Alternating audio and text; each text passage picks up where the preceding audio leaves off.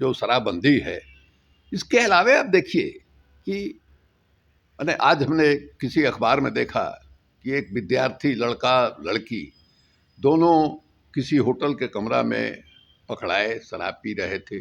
जांच हुआ, जांच से साबित हुआ कि इन लोगों ने शराब पिया है, वो लोग जेल चले गए। मतलब बताइए, एक लड़की को जो अभी पढ़ रही है, शादी ब्याह नहीं हुआ है, आपने उसको जेल भेज दिया। हमारा जो समाज है, समाज का जो बनावट है, अब आपने कहीं से ये चिंता नहीं की कि उस लड़की का भविष्य क्या क्या होगा, उसके परिवार के लोगों का क्या होगा। और आपने सीधे उसको, माने आपने कानून ऐसा बनाया है कि पुलिस को भेजना पड़ रहा है। और ऐसे ऐसे अन्य मामले भी हुए हैं कि आपने पकड़ के सीधे जेल भेज दिया। अरे भाई, आपको माने इसमें प्रावधान होना चाहिए था कि इस तरह के उम्र के लोग, विद्यार्थी हों, खास करके महिलाओं के बारे में तो एक एक माने उनके बारे में तो एक मुलायम जो है दृष्टिकोण होना चाहिए था इस कानून में। कुछ दिन पहले खबर छपी थी कि रांची से कोई महिला डॉक्टर आई हुई थी, यहाँ एम्स में इंटरव्यू देना था, और वहाँ जो है उनके कमरे में 2 बोतल शराब मिला। बोतल खुला हुआ नहीं था, सील्ड बोतल था। उनके कमरे में एक डॉक्टर, पुलिस डॉक्टर भी थे। दोनों का लोगों ने ब्रीथ एनालाइजर से जांच किया, पता लगा नशे में नहीं है, लेकिन उनको भेज दिया जेल। अब वो मैंने यहाँ इंटरव्यू देने के लिए आई थी, कहीं कार्यरत थी किसी दूसरे प्रदेश में, वो डॉक्टर जो है कार्यरत थी। अब वो जेल गई तो वहाँ उनका, जहाँ वो नौकरी कर रही हैं, उन पर क्या गुजरा होगा, वहाँ की सरकार ने या वहाँ के विभाग ने कैसी कार्रवाई उनके खिलाफ की होगी, नहीं मालूम है।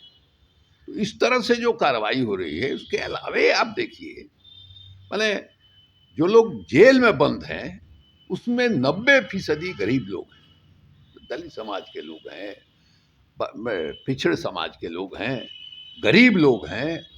उसमें छोटे छोटे बच्चे, महिलाएं हैं गरीब परिवारों की, जो जेल में बंद हैं। क्या साबित करना चाहते हैं? शराबबंदी को लेकर कोई जिद है कि क्या है? जिद है, उन्माद है, नशा है, यही कह सकते हैं। अच्छा, एक्स्ट्रा बोझ पड़ रहा है प्रशासन पर, कार्यपालिका न्यायपालिका पर, तो इसके लिए अलग कार्यपालिका न्यायपालिका की व्यवस्था कर दी जानी चाहिए। भाई न्यायपालिका और भी क्राइम छोड़कर सिर्फ शराब के पीछे भाग रहे हैं। भाई न्यायपालिका है अशोक कन्वेंशन सेंटर, प्रत्येक साल 13 करोड़ रुपया खर्च होता है रेनोवेशन में।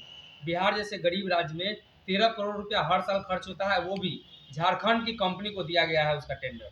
देखिए, इसके बारे में हमको कोई जानकारी नहीं है। देखिए, मुफ्त माले क्या कहते हैं कि मुफ्त माला और दिले बेरहम वाली स्थिति है। अब वो तो आपको दिखाई दे रहा ही नहीं, देख रहे हैं कि जो यहाँ हड़ताली मोड़ के पास इतनी कीमती जमीन पर क्या बना है, म्यूजियम बना हुआ है। 50 आदमी भी रोज जाता है देखने के लिए। और पुराना म्यूजियम जो है, उसके साथ नए म्यूजियम को जोड़ने के लिए टनल बनेगा। ये माले मुफ्त दिले बेरहम, वही स्थिति है नीतीश कुमार की। अपना तो पैसा है नहीं और खर्चा कर रहे हैं। उसी तरह से ललित भवन के सामने जो स्ट्रक्चर बना है, उस स्ट्रक्चर का क्या मतलब है, उसमें कितना पैसा खर्च हुआ है? कोई पूछने वाला है, कोई देखने वाला है? उसके बाद आप कहिएगा वो तो भला है, जीतन राम मांझी जी जब चीफ मिनिस्टर बने थे, उन्होंने कहा कि एस्टीमेट घोटाला होता है। यहाँ एक ही काम हो रहा है, निर्माण का काम। और निर्माण का काम क्यों हो रहा है? जीतन बाबू ने जो मैंने डायग्नोस किया है एस्टीमेट घोटाला, लूट रहे हैं लोग। अभी तो छोटे छोटे अफसरों पर न कार्रवाई हो रही है, जिसमें मैंने किसी के पास 25 करोड़ निकल रहा है, किसी के पास 3 करोड़ निकल रहा है। ऐसे ऐसे लोग हैं जिसके बारे में सब लोग जानते हैं, मुख्यमंत्री के अलावा सब लोग जानते हैं कि कैसे है। उस तरह के अफसर इनके नाक के बाल हैं। ये हालत है, इसलिए बिहार का दुर्भाग्य है।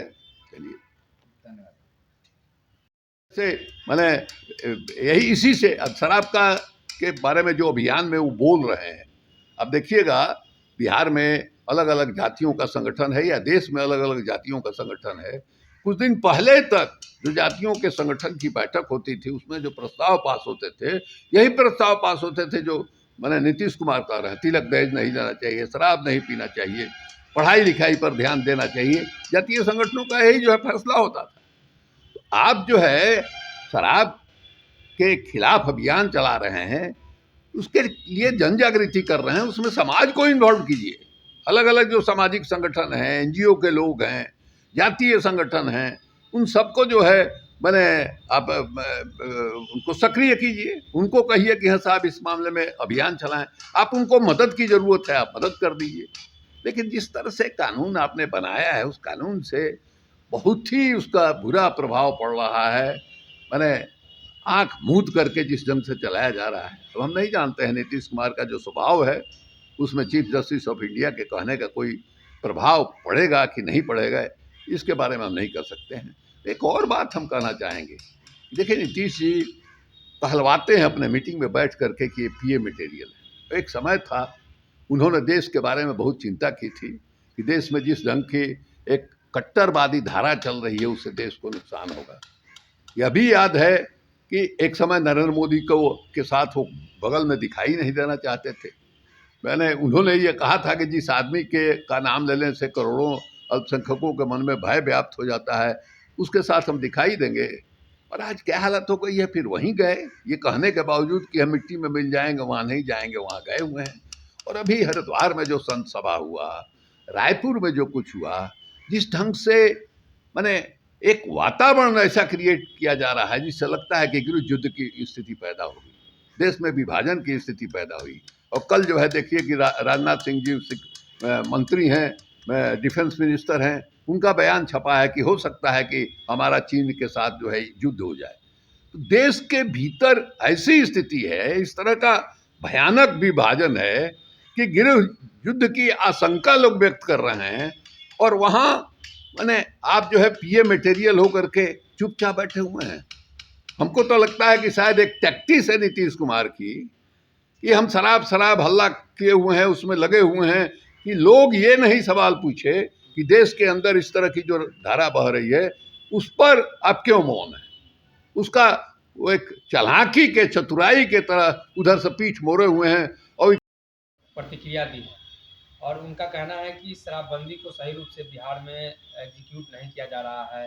शराबबंदी को लेकर उन्होंने और सारे सवाल उठाए हैं। नहीं, उन्होंने जो कहा है, उन्होंने एक अलग किस्म से बात कही है। उनका ये कहना है कि जो मैंने लेजिस्लेचर लोग कानून बनाते हैं, कानून बनाने में जितना उनको दिमागी कसरत करना चाहिए, मेहनत करना चाहिए, माइंड का एप्लीकेशन होना चाहिए, वो नहीं किया जा रहा है। और उसका नतीजा जो है वो न्यायपालिका को भुगतना पड़ रहा है। उसी संदर्भ में उन्होंने बिहार के शराबबंदी कानून का भी उदाहरण दिया। उनका ये कहना था कि जो हमारी न्यायपालिका है वो मुकदमों के बोझ से करा रही है। लोअर जुडिशरी में लगभग 4 करोड़ मुकदमा पेंडिंग है। अब बिहार में जिस ढंग से कानून बनाया गया है शराबबंदी को लेकर के, 3 लाख 3.5 लाख के लगभग जो है शराबबंदी वाला कानून में मुकदमा हो गया। अब पहले से ही जो मैंने न्यायपालिका करा रही थी उस पर और आपने बोझ डाल दिया, यही उनका कहना था। देखिए, एक घूंट शराब पिया कोई तो 2 महीना, 4 महीना, 6 महीना, अगर कोई जमानत कराने वाला नहीं है, कब तक जेल में रहेगा इसका कोई ठिकाना नहीं। तो इसको लेकर के चीफ जस्टिस ने मैंने टिप्पणी की है। लेकिन हमको नहीं लगता है नीतीश जी का जो स्वभाव है, नीतीश जी का जो मिजाज है, नीतीश जी जिस ढंग से अपने अभियान में भाषण कर रहे हैं, मत आइए बिहार, मत घुसिए बिहार में, मैंने इस तरह की भाषा का इस्तेमाल कर रहे हैं, उससे बिल्कुल साफ दिखाई दे रहा है कि शराब से ज़्यादा शराबबंदी का नशा उनके सर पर सवार है।